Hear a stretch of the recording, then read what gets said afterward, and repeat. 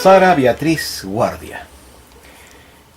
Usted es una consagrada autora de libros de cocina peruana, internacionalmente premiados.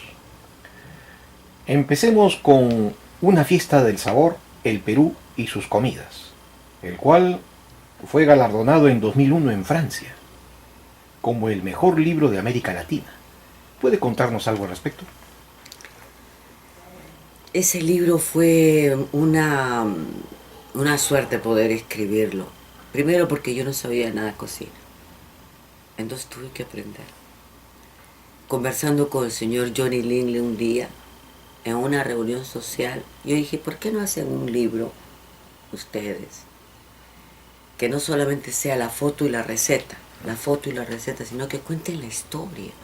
Es una historia apasionante la de los alimentos, que yo lo sabía por mis estudios de historia, pero no por la gastronomía. Entonces me dijo, hazla tú, haz ese libro tuyo. Y dije, pero ¿qué hago, no? Y ahí había un gerente de él, un historiador, el doctor Paredes.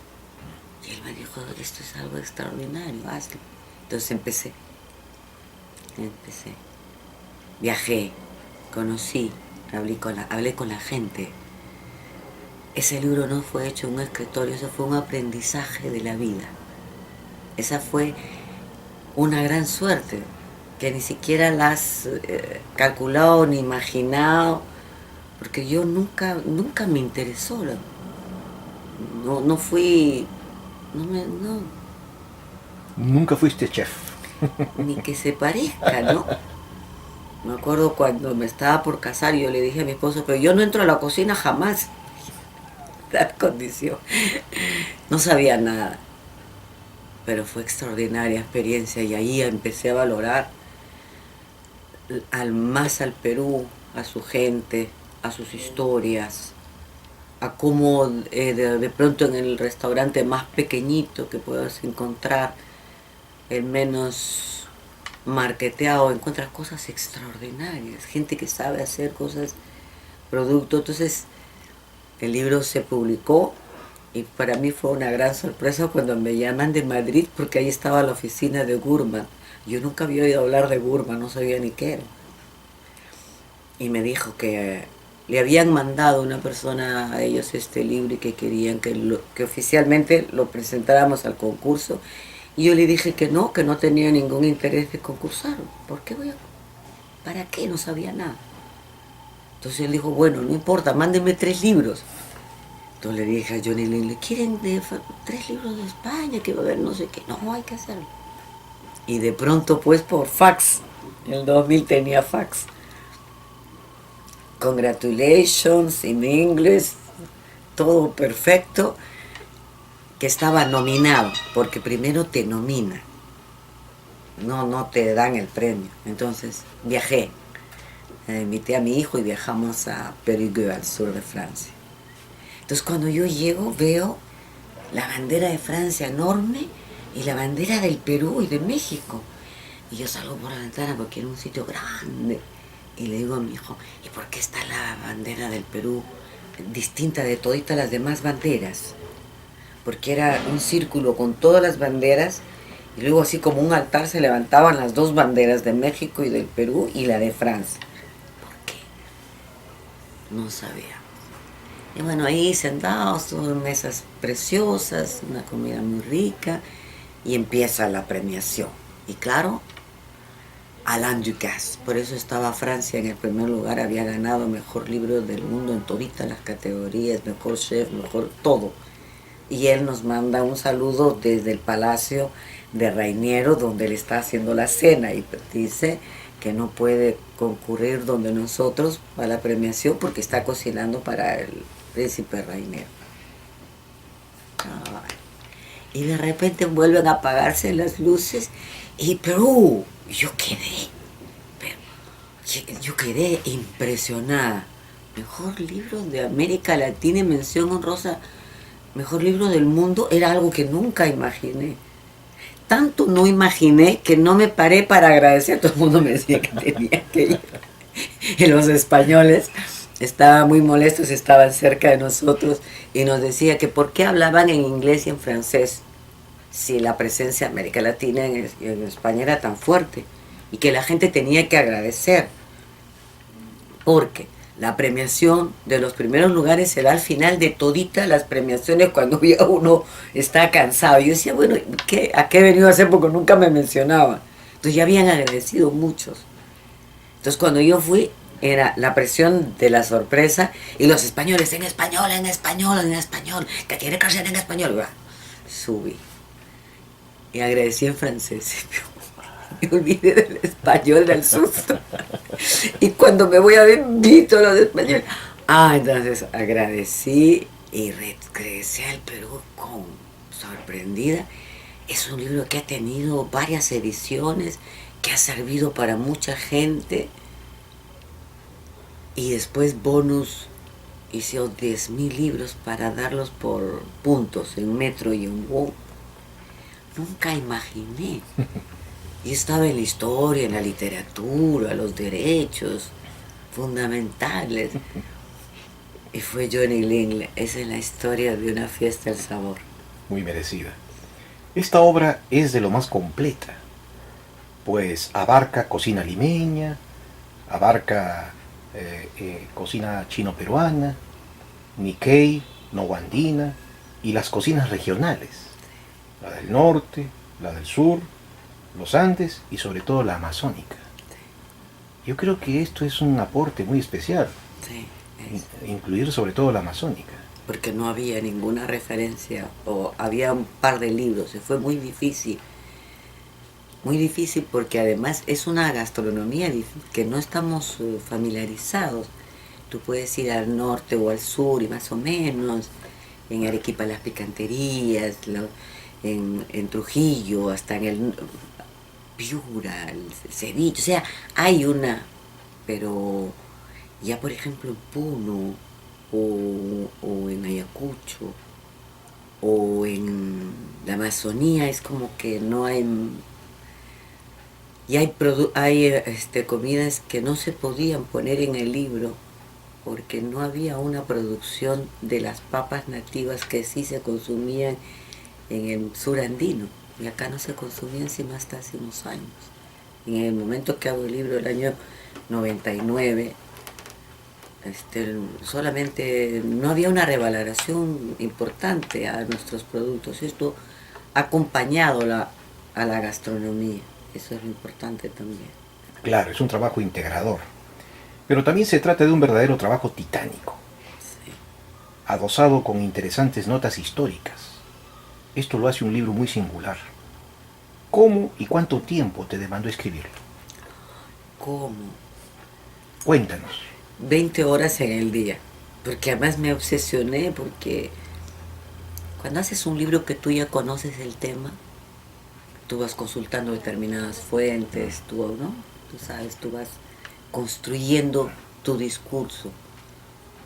Pero cuando no hay nada, tienes que empezar primero a ir a los sitios para ver cocinar, a ver qué te explican las personas que saben cocinar, cómo se preparan las cosas. Para uno después preguntar, tienes que saber, para uno indagar, para saber por qué unos alimentos de la comida Nikkei, qué transformaciones han sufrido desde que estaban acá, desde que empezaron a hacer la comida acá Nikkei, qué transformaciones de los productos. Eso tú tienes que hablar, tienes que ir al sitio, no basta una entrevista. Y no hay libros, no hay referencias muchas. O sea, en el año 98 y 99 que yo hago el libro, se publica en el 2000 y el 2001 gana, no hay una gran producción de libros de gastronomía. Los libros de gastronomía son a partir del 2000, 2000 y pico, y ahí la Universidad San Martín de Porres juega un papel muy importante, ¿no? Tenemos 100 libros publicados de gastronomía. Solamente de la Universidad San Martín. De la Facultad de Ciencias de la Comunicación. Caramba, de la Universidad San Martín. es impresionante. Sí. Su siguiente obra, La flor morada de los Andes. Historia y recetas de la papa, otros tubérculos y raíces. Esta obra también es galardonada en el 2004 como obra maestra y mejor libro del mundo, y fue premiado en Suecia. ¿Cómo ocurrió la premiación? La premiación fue en Grititan, fue algo bien interesante en Suecia, porque tú llegas al aeropuerto sin saber si vas a ganar o no. Fuimos con el decano, con otras personas, y cuando llegamos había una nieve que te hundes, era helado todo. Y de ahí en carro hasta la ciudad de Örebro, en Grititan. Una experiencia increíble. Primero porque todas las premiaciones y todos los eventos se daban en castillos, en casas antiguas. Eso es como que si estuvieras entrando en otro tiempo. Como que si recuerdas que has venido hace 3 días, no, te parece que pasó mucho tiempo, ¿no? Una sensación muy extraña. Y las grandes autoridades de Suecia estaban ahí, estaba el ministro de turismo, al decano lo sentaron ahí con estos ministros. Entonces yo le dije, van a premiarlo en algo, porque ellos te ubican a los premiados, editoriales premiadas, ¿eh? Y sí, pues le dieron mejor editor de libros de gastronomía a la San Martín. Y bueno, ya con eso todos estábamos contentos, y de pronto La Flor Morada de Lozano. Oh, pero además es un libro que me costó tanto trabajo. ¿Por qué?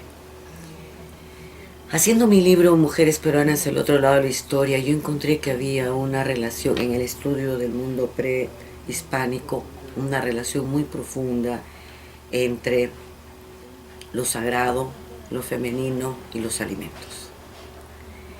Que que es difícil de comprender viniendo desde una cultura diferente, porque para ellos si había el dios Inti, también había la Pachamama, se complementaba.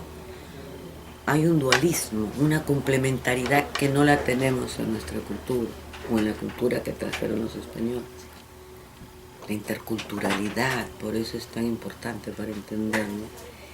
Y esa relación de las mujeres que no estaban, que los españoles dicen que están postergadas, que eran las águilas, esas mujeres eran muy importantes en los alimentos.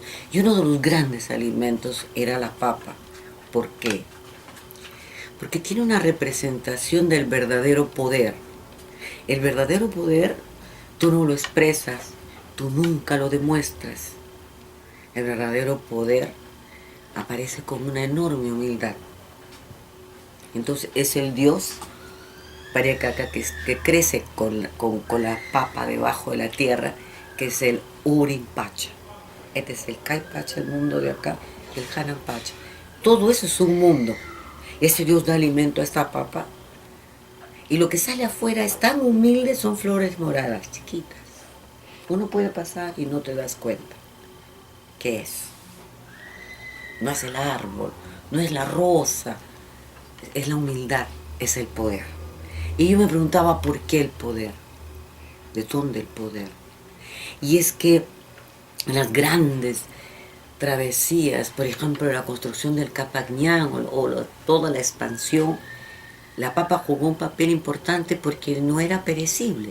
Tú puedes hacer el chuño o la papa seca, y eso puede durar años. Entonces, pero además se le atribuían a curaciones. Por eso la primera papa es tomada por una mujer. Por eso cuando esa mujer lleva esa papa a su casa, en la extirpación de las idolatrías, podía ser acusada de idólatra y su casa asaltada. Entonces era un alimento que había resistido, casi como la cultura andina. Entonces yo dije, voy a hacer un libro de la papa. ¿Por qué no hay un libro de la papa que cuente todo esto, no? Me fui donde 2 rectores, que no voy a decir solo. Oh, la papa, no, imposible. ¿Cómo el mundo académico va a hacer un libro de la papa? Pues, ¿no? Ah, no tenían fe. La papa, pues, el mundo de la filosofía, ¿qué cosa es? Y el mundo de la literatura, de la historia. Uno de ellos me dijo, pídeme lo que quieras, por cualquier libro. Pero la papa, ¿cómo vamos a hacer un libro de la papa? Yo le decía, pero te explico. Y ahí fue impresionante, el decano, belga. Ellos saben en Europa qué fue la papa. El belga. Es belga, el padre Johan Leuridan Huys. Ah, sí, lo conozco, Él claro. es mi decano. El padre. Claro. Y le dije, ¿y puedo hacer un libro de la papa? Pues yo estaba en la universidad y él volteó y me dijo, claro, alguien que tenga esa buena idea. No lo podía creer. Entonces ahí empecé a hacer el libro. Ese fue el comienzo. Entonces cuando yo ya comencé a escribir este libro, yo ya tenía toda la historia, que fue diferente de la anterior. Ahí mi construcción fue de las recetas de papa. Y ese libro está acompañado con recetas internacionales. Y después hubo el concurso Las mejores recetas de papa del mundo. Fue una convocatoria que hizo la universidad extraordinaria. Yo les voy a mandar el libro, voy a tratar de que les miren el libro. Este libro recoge toditas las recetas que ganaron, en toditas las categorías. Postres, entradas, segundos. Nace ahí de la flor morada. O sea que la papa tiene una diversidad culinaria y extraordinaria. Muy extraordinaria. Incluso tengo recetas muy antiguas, por ejemplo, entramos en Puno, en una parte ahí, y unas calles para buscar unas personas que cocinaban, que quería que me digan algo. Y todo el mundo me dice, es esa señora, y la señora con su pollera. En Puno. En Puno, sentadita, así, con su todo. Está mirando al frente. Entonces yo me acerco y le digo, buenos días señora, señora. Ella no voltea, no me mira. Le digo, caramba, no sé qué he hecho. ¿Cómo le digo buenos días? Entonces no sé qué hacer. Como ella mira tan fijamente, sin pestañear, tan estática, que yo me puse a ver qué es lo que veía. Porque de repente estaba viendo algo que... Pero no había nada, como que te concite una atención tan profunda. Entonces yo le dije, ¿qué estaba mirando? Que para nosotros es muy natural, pero es una invasión de su espacio. Tú invades espacios. Ella, sin mirarme, preguntó, ¿a ti qué te importa? En español. Cuando me retiraba me di cuenta que no me podía retirar. Que no, esa historia no podía terminar ahí. Entonces les dije a los dos, porque viajamos con estudiantes que toman fotografía, pueden hacer lo que quieran, me voy a quedar acá. Y fui y me senté exactamente como ella y me puse a mirar al frente. Claro, es muy fácil decir, pero después de media hora de mirar un punto ya no sabes qué hacer. Ya me puse a pensar todo, ya quería ver el celular, ya estaba aburrida. Empecé, dije, voy a meditar, voy a hacer algo. Ahí ella volteó y me dijo, ¿y tú qué estás viendo? Yo le dije, ¿a ti qué te importa? Y ahí fue que empieza ella a reírse, se reía así casi. Y yo también me reí. Y ahí le pregunté la receta y nos llevó a su casa. Una casa que cuando tú entras, tú dices, no es una casita con unas sillitas, como si fuera sala, tan pobre todo. Los pellejos para dormir, y la gran hornilla y las papas, ay, las papas. Como las papas hacen sus alimentos, su vida, ¿no? Como qué hacen con el chuño, que le ponen estitos, si hay un poquito más le ponen, si hay un poquito más de plata, si no, es lo que hacen en Bolivia, que es el chuño puti, que es un chuño con un huevo, una comida pobre, pero muy rica. Entonces yo les conté a ellos, porque vienen todos, pues, no son visitados por nadie. Tenemos todavía un país que hay regiones aisladas. Y entonces cada vez menos, ¿no? Yo estoy hablando de hace 15 años. ¿Y qué miraba la señora? Nunca supe. De repente solo pensaba. ¿No te has quedado a veces mirando el mar sin ver? Sí. Mirando. De repente ella tendría algo y yo invadí su espacio como la racionalidad. ¿Qué mira? No, ella no estaba en eso. Claro. Y yo tenía que entrar ahí para poder... En la historia de la papa hay un tema muy intrigante para los peruanos. Se dice que la cultura precolombina desarrolló más de 5.000 variedades de papa. ¿Por qué desarrollarían tanto? Son 3.980 reconocidas por la FAO. Ya el Centro Internacional de la Papa ha tenido esa gran labor, ¿no? Yo por eso uno de los que le ofrecí hacer el libro de la papa fue a ellos, pero ellos dijeron sí, pero sin recetas. Ellos no entraban en la gastronomía y yo quería con recetas. Ese libro tenía que salir con un recetario, pero para que tú expliques, para que no sea esa cosa científica que acaba ahí, ¿no? Entonces, las variedades, ¿por qué la cantidad de variedades? Es una pregunta que todavía no hay una respuesta, es una pregunta. Hablé con David Spooner. David Spooner es un académico, un cientista norteamericano que envió al Departamento de Estado de los Estados Unidos de Agricultura, el Ministerio de Agricultura, para que haga un estudio de la papa sobre dos puntos. ¿Cuál es su origen y por qué? La cantidad de variedades. Pude conversar con él. Pues me enteré que estaba ahí y fui a hablar con él, ¿no? En la entrevista sale en la segunda edición, la primera, no la primera. Entonces él me dijo que después de 6 u 8 meses de estudio en la zona, que habían ido y regresado varias veces, ya está establecido por los estudios que han hecho de todo, que el origen de la papa está en el sur andino peruano, punto, está ahí. Que las variedades de papas que después han surgido en relación con los climas y con el uso. Pero a tanta cantidad no hay una respuesta más que esa hasta este momento. Clima y consumo. Por ejemplo, hay un señor que se llamó Luis Ángel Llava. Luis Ángel Llava en el Cusco hizo algo extraordinario, que como todo lo extraordinario no lo conocemos mucho, que hizo en su huerta una cantidad de experimentos sobre la papa, tanto que le han puesto a una papa su nombre, es Javaris solanum tuberoso, es que está hecha. Conozco mucho la historia de él porque contó durante 50 o 60 cartas que voy a ver que hago, todo lo que había hecho, había pasado a mi papá. Un hombre atacado porque nadie entendía lo que estaba haciendo, solo, haciendo de su propio esfuerzo, sin apoyo del Estado. El Estado no te apoya en eso. Y con una historia apasionante, porque cuando está por estallar la Segunda Guerra Mundial, uno de los grandes científicos soviéticos, Vavilov, viene al Cusco a buscar a Yavar para que le dé las papas. Por eso es que hay papa amarilla ya. Que no hay en ninguna otra papa. Hay papa amarilla, pero no como esta. No como la peruana, ¿no?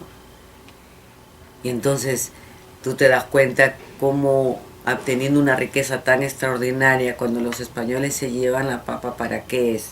Es para los chanchos y para los presos, los delincuentes, los que van a morir. No come la gente la papa.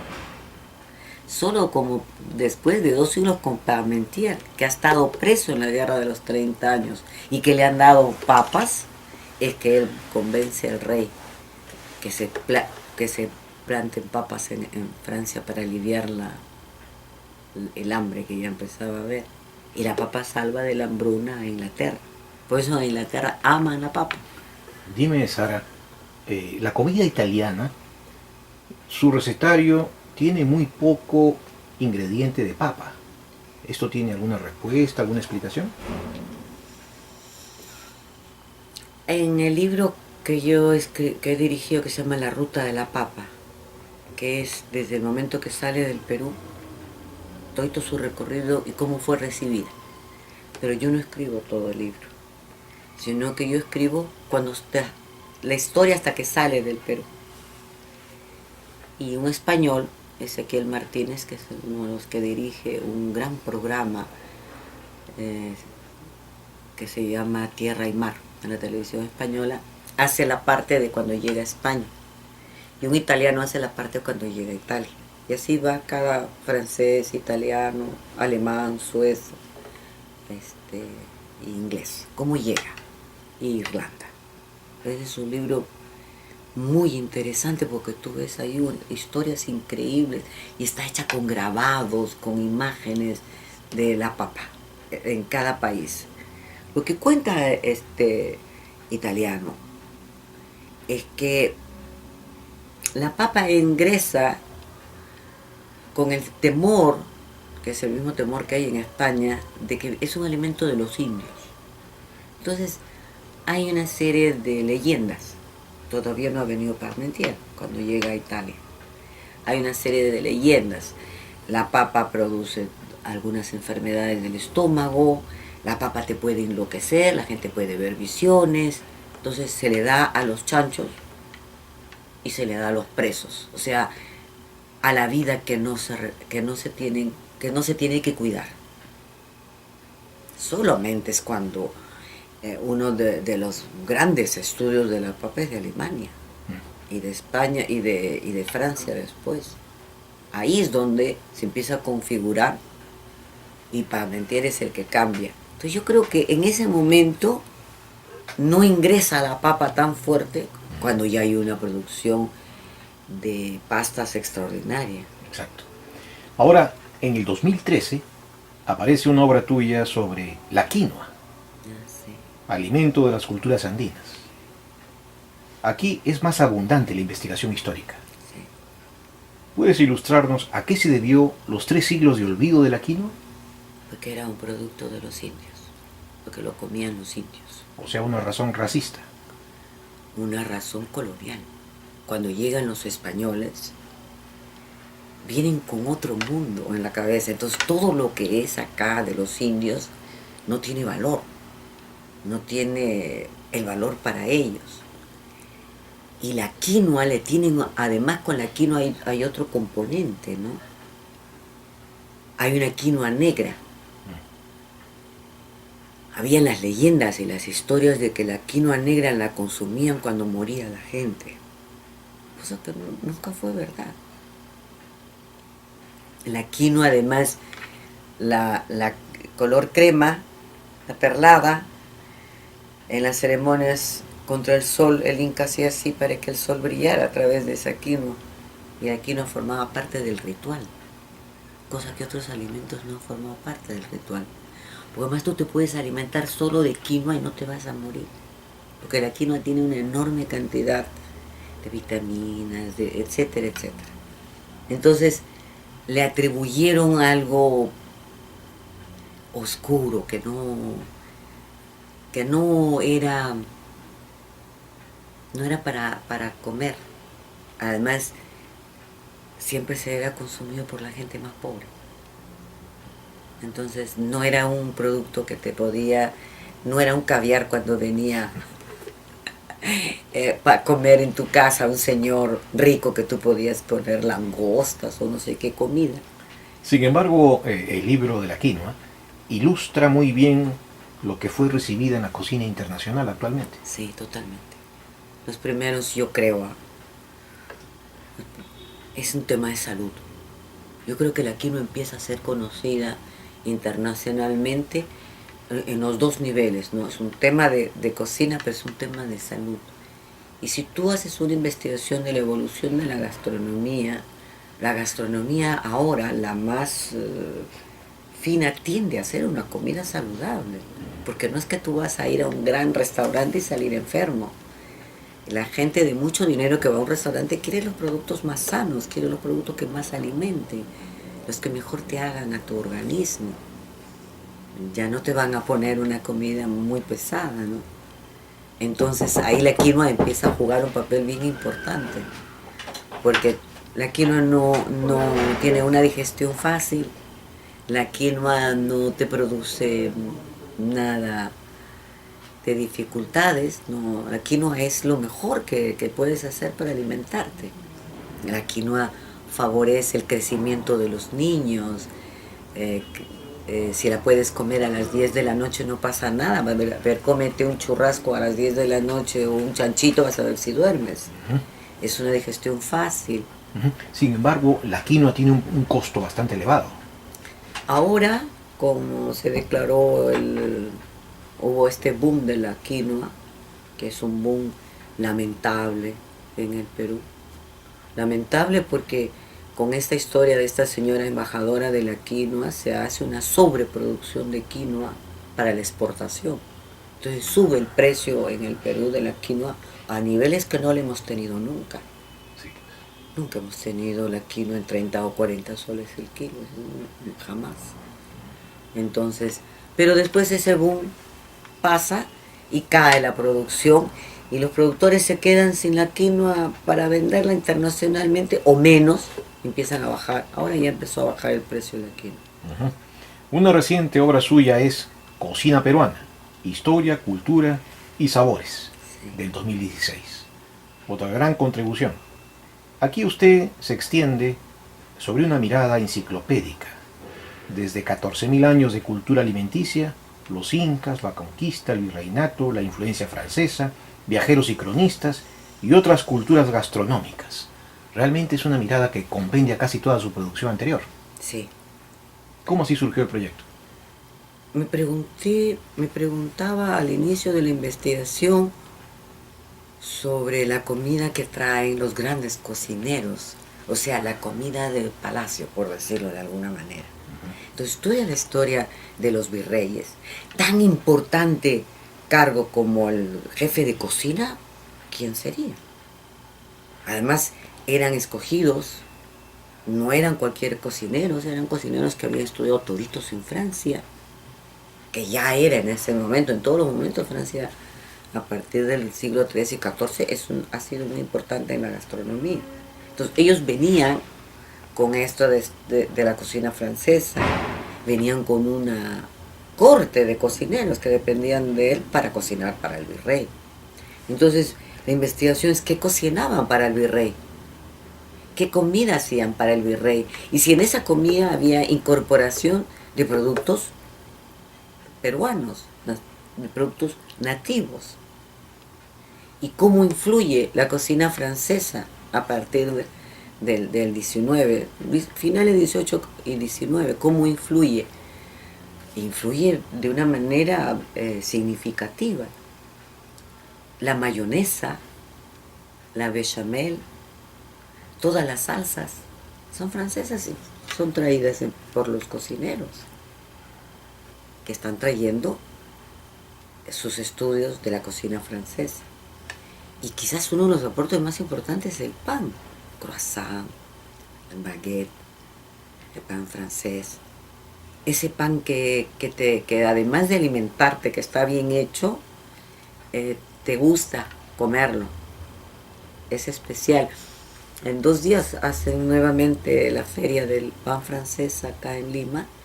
Y no hay otro producto que haga una feria exclusivamente para el pan, porque tuvo una gran importancia ese pan hecho en Francia. Ese pan nace de alguna manera, bueno, de alguna manera, ese pan se empieza a hacer en la monarquía, pero con sus variaciones se mantiene en la república. Eso son historias muy antiguas de un alimento primario que es el pan, que es digamos lo esencial que tú puedas tener en una casa, un pan, ¿no? Entonces ahí ha habido una influencia, salsas, maneras de cocinar.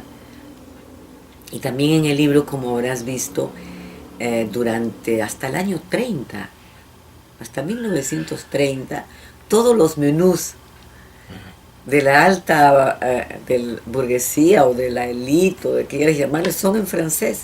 Y son copia de esa unión de la gastronomía, de la comida buena con la música. Entonces, claro. A propósito, ¿cómo se consiguió el menú que se ofrece en honor al gran almirante Miguel Grau, a Andrés Avelino Cáceres, a Alfredo Palacios y a Augusto B. Leguía? Por la bondad de un amigo, de Eduardo Darjan, ¿no?, que trabajaba en la universidad, y yo le decía, ¿cómo ilustro esto?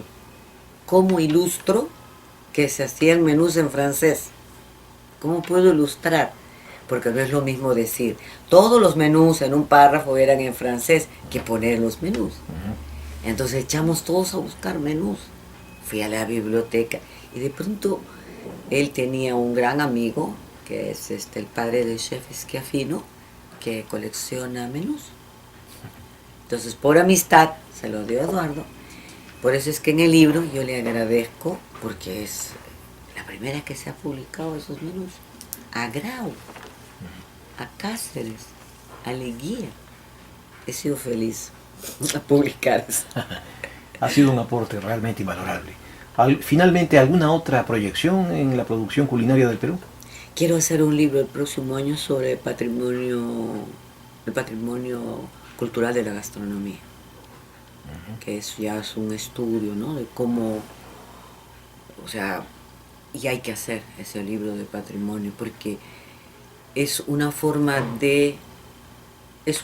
no, es el estudio de lo que se ha hecho acá, con lo que tenemos y con lo que ya es patrimonio. Entonces, así como tienes el Capañán patrimonio de la humanidad, tiene que haber un patrimonio de la gastronomía, tiene necesariamente que haber. Ahora hay algunas conferencias, nosotros estamos haciendo un seminario internacional en noviembre, donde se van a referir en una conferencia a esto.